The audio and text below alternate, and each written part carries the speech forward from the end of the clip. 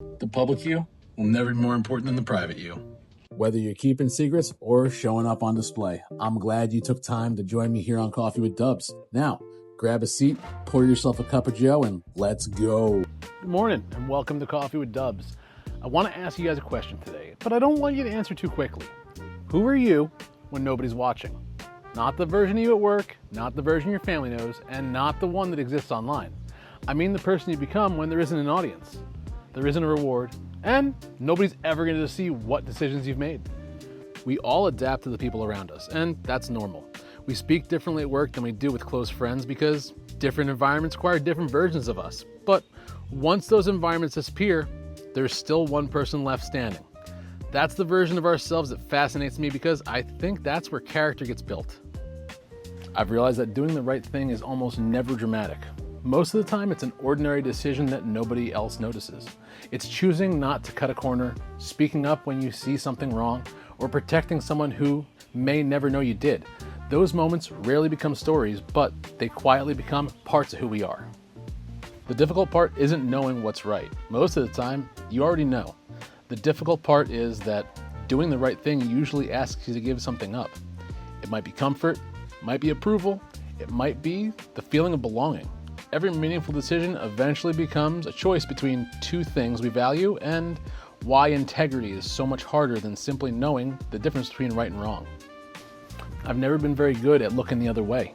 If I genuinely believe that someone can get hurt, or I see something that doesn't sit right with my conscience, it's difficult for me to pretend it never happened.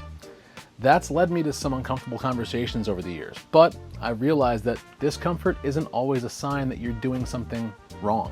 Sometimes it's the price of refusing to ignore something that matters. I've wondered why those moments feel so difficult, and I don't think it's because we struggle to recognize right from wrong. I think it's because every moral decision asks us to choose between two things we value.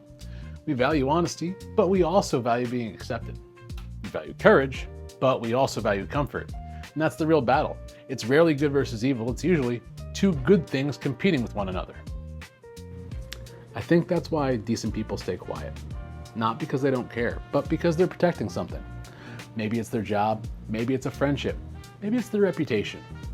We convince ourselves all the time that someone else will handle it, that it's probably not as serious as it feels, or that tomorrow is a better time to say something. The problem is that conscience doesn't usually let tomorrow erase today. Once you've seen something, your relationship with it changes. Before you knew, you were innocent. After you knew, you're responsible for whatever you choose to do with that knowledge. You can't unknow what you've seen, and from that moment forward, your silence becomes just as much of a decision as your voice. That's why I don't think character is discovered during life's biggest moments. Character is built long before those moments ever arrive. Every day is a rehearsal, and every small decision teaches your mind what kind of person you're becoming. Then, one day life places something significant in front of you and you suddenly don't become courageous, you simply fall back on the habits you've been practicing all along. That realization changed the way I think about my integrity. Integrity isn't just a switch you flip when life gets serious. It's something you quietly build through hundreds of decisions nobody applauds. And that's why little choices matter so much. They don't seem important in the moment, but they're training the person you're becoming when the stakes finally become real. We spend too much time worrying about reputation because it's visible. Reputation is built in other people's minds, and we have very little control over that. Character is different. It's built from private decisions that no audience ever sees, which is why it's so much harder to fake. Long after people forget your accomplishments, you'll still be living in the person those private decisions created. I've been thinking about that because we live in a culture that's constantly asking us to be seen.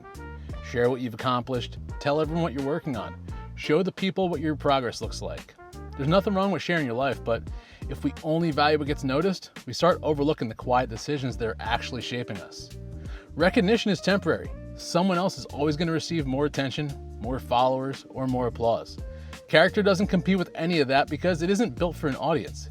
It's built so that when you look back in the mirror, you can trust the person looking back at you, even if nobody else understands the choices that got you there. Maybe that's the better question. Not who are you becoming, but who are you practicing to become while no one's watching? Because one day, life's going to ask something difficult of you. It won't give you time to reinvent yourself. It won't ask if you're ready. It'll simply reveal the habits that you've been building all along. If I offered you 1 of 2 lives, which would you choose? One where everyone admired you, but deep down you know you compromised your values every time they became inconvenient, or one where someone misunderstood you, disagreed with you, or even disliked you, but every night you could look in the mirror knowing you never betrayed your conscience. I know which one I'd want. Not because it's easier, but because when applause fade and opinions disappear, your character is the only thing that stays at home with you.